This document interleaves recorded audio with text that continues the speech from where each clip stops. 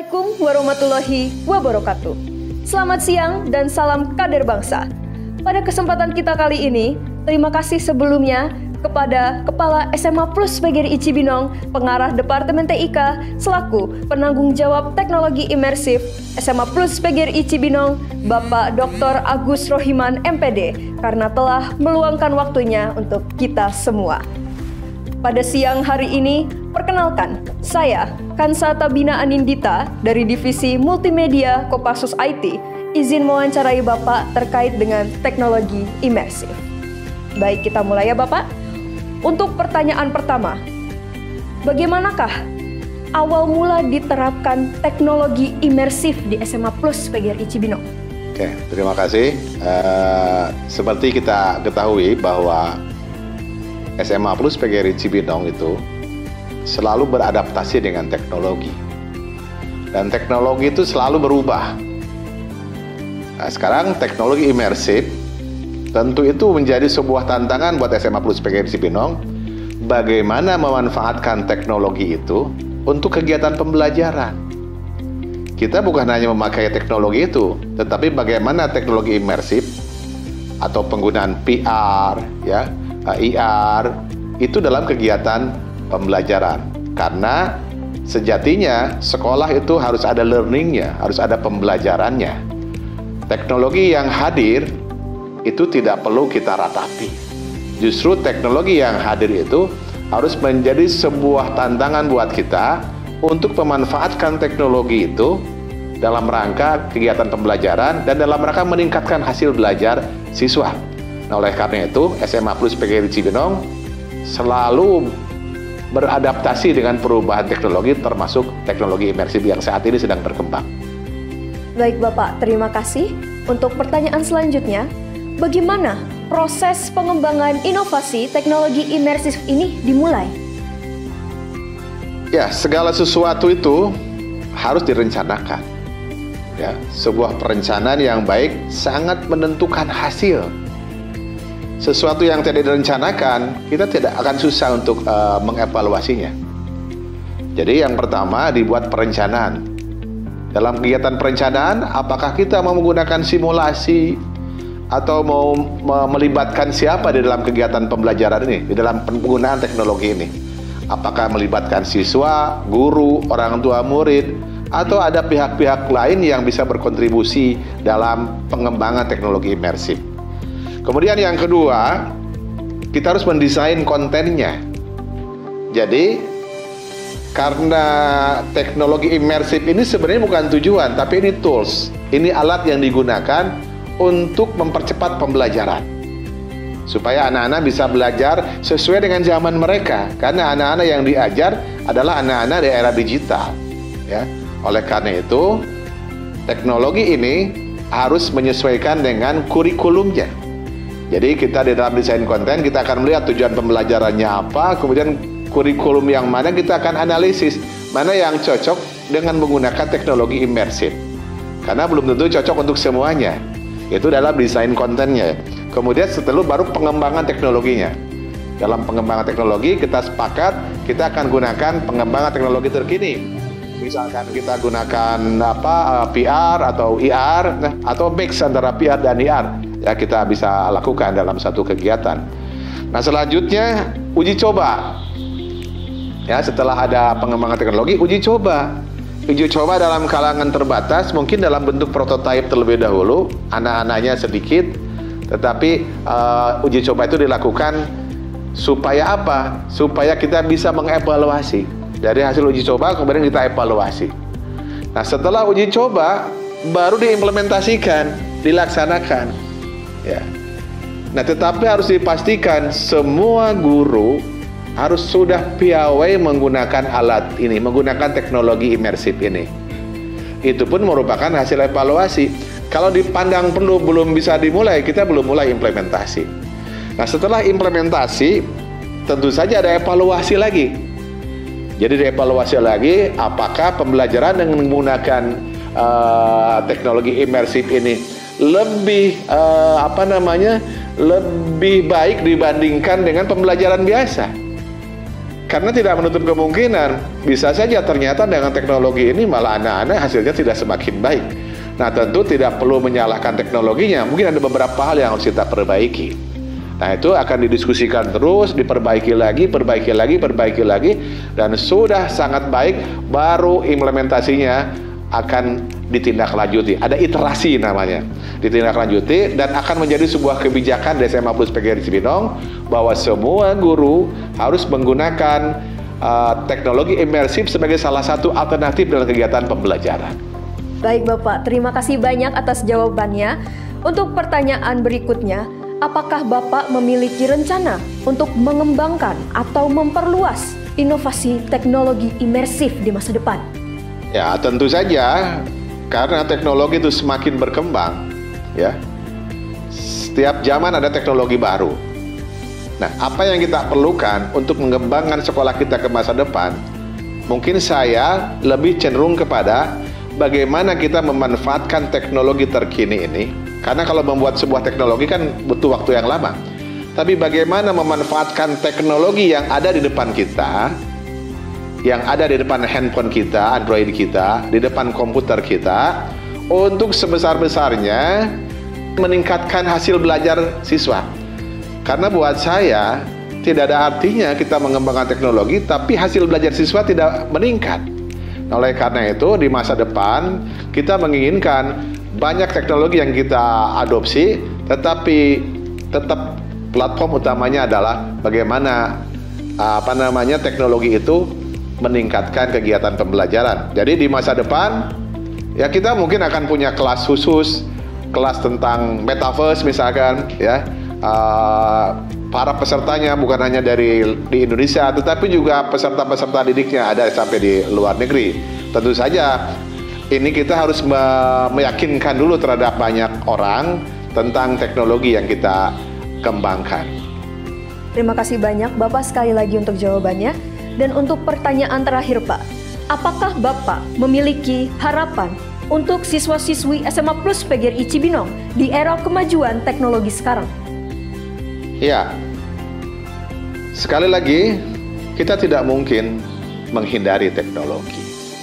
Ya, tetapi satu hal yang perlu dicatat, harapan saya kepada anak-anak, semakin tinggi teknologi tidak membuat kita menjadi tidak beretika. Akhlakul karimah, etika itu tetap di atas teknologi. Oleh karena itu, saya berharap anak-anak tidak ketinggalan teknologi, tetapi dengan tetap menjaga etika dan akhlakul karimah. Karena itulah sebenarnya yang bisa membuat kita dipercaya oleh orang lain.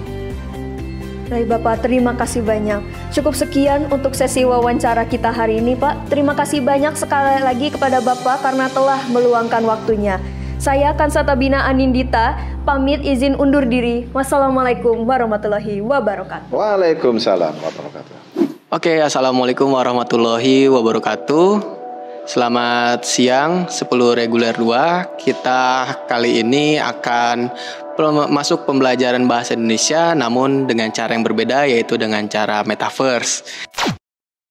Nah, seperti yang kita ketahui, ya, bahwa Bapak Pendidikan Nasional kita atau Ki Hajar Dewantara adalah sosok yang dapat menjadi suri tauladan bagi kita, bagi semuanya, ya, khususnya warga Indonesia. Ya, beliau dapat menjadi contoh karena beliaulah sekarang kita dapat bersekolah dengan baik, ya, dengan aman, dengan lancar, dengan kurikulum yang terstruktur sesuai dengan tujuan pembelajarannya. Ya, nah itu termasuk di dalam biografi. Kenapa? Karena di dalam biografi itu menuliskan tentang sebuah kisah perjalanan seorang tokoh yang dapat diteladani. Biografi adalah sebuah cerita atau tulisan terstruktur yang memaparkan tentang kisah hidup seseorang yang menginspirasi dan ditulis oleh orang lain. Nah, itulah pengertian dari biografi. Ya. Jadi, biografi ini berisikan tentang sebuah kisah tokoh yang dituliskan secara terstruktur, ya. Dan tulisannya dituliskan oleh orang lain.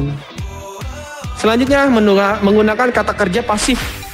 Nah, pasti kalian sudah familiar lah ya. Kalau kata kerja pasif itu ada sebuah kata kerja, kemudian diberikan sebuah awalan atau imbuhan di. Ya, nih contohnya tuh ditugaskan, dipilih, diberi, ditulis, ya dibaca. Pokoknya semua kata kerja yang diberikan awalan di itu kata kerja pasif. Dan terakhir yaitu menggunakan kata sambung, ya atau konjungsi. Baik konjungsi koordinatif ataupun konjungsi temporal. Kalau konjungsi koordinatif itu yang seperti dan, atau, ya, yang. Nah itu koordinatif. Nah kalau yang temporal nih, sesudah, sebelum, pada saat, kemudian, selama, saat itu. Ya karena teks biografi ini menuliskan sebuah kisah yang dituliskan secara narasi. Strukturnya jelas tadi ya. Ya dari awal dia bangun, dari awal dia lahir, ya sampai mencapai kesuksesan. Nah contohnya seperti ini, misal Mukti Alinur adalah seorang guru di SMA Plus PGRI Cibinong yang dulunya menempuh jenjang pendidikan SD di SD Negeri Curug. Kemudian beliau melanjutkan pendidikannya di SMP Negeri 2 Cibinong. Setelah lulus dari SMP Negeri 2 Cibinong, beliau sekolah di SMA Plus PGRI Cibinong. Nah, itu kan jelas ya runtutannya. Nah, itu disebut dengan konjungsi temporal. Saya akhiri, terima kasih. Wassalamualaikum warahmatullahi wabarakatuh. Sampai bertemu di pertemuan pembelajaran bahasa Indonesia yang selanjutnya. Assalamualaikum warahmatullahi wabarakatuh. Selamat siang Bapak. Waalaikumsalam warahmatullahi wabarakatuh. Selamat siang, Nak. Bolehkah Bapak memperkenalkan diri terlebih dahulu, Pak? Boleh banget. Jadi nama lengkap saya itu Mukti Alinur, gelar saya masih SPD. Tapi saya kalau ngajar di SMA Plus PGRI Cibinong itu biasa dipanggil sama anak-anak Pak Mukti. Kalau boleh tahu Bapak mengajar apa ya di SMA Plus PGRI Cibinong? Oke, saya di SMA Plus PGRI Cibinong ini sebagai guru bahasa Indonesia.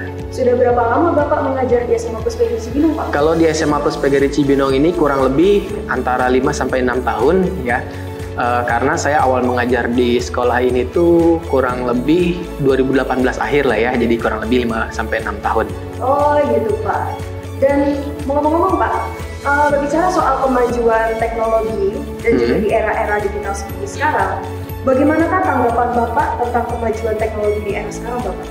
Oke, ini tidak bisa kita pungkiri bersama-sama ya bahwa memang kemajuan teknologi di era sekarang ini sangat luar biasa karena dari berbagai bidang itu tidak ada yang terlepas dari yang namanya teknologi ya, bahkan di jalan-jalan pun jalan tol sudah tidak ada lagi pembayaran karcis dengan orang secara manual ya, dengan teknologi semuanya, termasuk di dalam dunia pendidikan ya. Sebagaimana kita tahu, apalagi kemarin kita lalui masa pandemi, itu banyak sekali pembelajaran-pembelajaran yang menggunakan sebuah teknologi ya, contohnya seperti virtual Zoom ya secara langsung gitu ya, Google Classroom, kemudian Quizzes untuk kuisnya, dan masih banyak teknologi-teknologi lainnya yang dapat digunakan oleh guru-guru untuk pembelajaran. Ya, saya setuju banget Bapak. Dan ngomong soal virtual reality dan metaverse juga pembelajaran, tadi Bapak bilang Bapak adalah guru bahasa Indonesia ya? Iya, betul. Apa tanggapan Bapak tentang pembelajaran mata pelajaran bahasa Indonesia menggunakan media VR?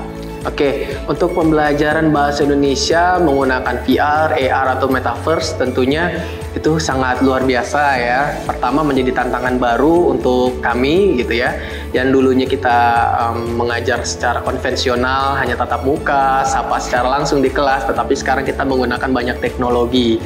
Tentunya tantangannya berbeda-beda ya, dan kita harus hadapi itu karena biar bagaimanapun nanti kedepannya kita nggak tahu akan ada kejadian seperti apa lagi. Nah maka dari itu kita perlu memahami dan juga menguasai teknologi-teknologi tersebut demi melancarkan pembelajaran KBM kepada siswa-siswa agar pembelajaran tetap berjalan dengan lancar, efektif dan juga komunikatif sehingga mudah dipahami oleh siswa. Dan kalau berbicara soal media VR ya Pak, dan tadi setelah Bapak sudah mencoba media pembelajaran bahasa Indonesia menggunakan media VR dan Metaverse, apakah Bapak menjadi terinspirasi setelah melakukan pembelajaran dengan media VR? Oke. Tentunya ketika saya sudah menggunakan berbagai media pembelajaran ya, VR, AR ataupun Metaverse, itu sangat menginspirasi ya. Karena dari teknologi-teknologi tersebutlah kita dapat belajar kemajuan teknologi itu seperti apa. Kemudian kita menjadi belajar mengembangkan diri kita terus mengupgrade kemampuan ya, selain kita tetap mempertahankan penguasaan materi dalam bidangnya masing-masing, mata pelajarannya masing-masing, tetapi kita juga harus upgrade dalam penggunaan teknologi karena tadi seperti saya sampaikan kita tidak tahu kedepannya akan seperti apa. Ya apalagi kemarin di masa lalu kita di masa pandemi itu sangat terbantu sekali dengan perkembangan teknologi. Di SMA Plus PGRI Cibinong ini dalam pandemi kita tetap melaksanakan pembelajaran secara tatap muka walaupun daring. Ya, jadi pembelajaran tetap bisa berjalan dengan secara efektif, lancar gitu ya, nggak ada hambatan apapun ya, tidak kaku, misal hanya lewat WA saja gitu ya, menyampaikan tugas, kemudian tugasnya dikumpulkan, tidak. Tapi kita bisa tetap menyampaikan pembelajaran dan siswa pun bisa merespon secara langsung, jadi lebih interaktif kita pembelajarannya. Masya Allah. Ya saya setuju sekali Bapak dan terima kasih banyak atas jawaban-jawabannya. Dan terima kasih banyak Bapak karena telah meluangkan waktunya untuk mengikuti sesi wawancara mengenai pembelajaran menggunakan Metaverse.